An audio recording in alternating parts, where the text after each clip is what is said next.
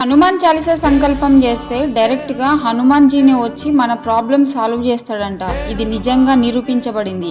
అంతటి శక్తివంతమైన హనుమాన్ చాలీసా సంకల్పం ఎలా చేయాలో నేను చెప్తా వినండి. ఈ సంకల్పం చేయడం చాలా సులువు, కానీ చాలా నిష్టగా చేయాలి. గుర్తుపెట్టుకోండి. ఈ సంకల్పాన్ని మనం మంగళవారం రోజు స్టార్ట్ చేయాలి. బ్రహ్మ ముహూర్తంలో లెగిసి స్నానం చేసిన తర్వాత హనుమాన్ జీ ఫోటో మనం ముందర పెట్టుకొని దేశీ నెయ్యితో ఒక దీపం వెలిగించి పక్కనే ఫ్రూట్స్ స్వీట్స్ పెట్టుకోవాలి. శాంతంగా కూర్చొని 11 days 11 times Hanuman Chalisa break చేయకుండా చదవాలి. గుర్తు పెట్టుకోండి, ఇది చాలా నిష్టగా చెయ్యాలి.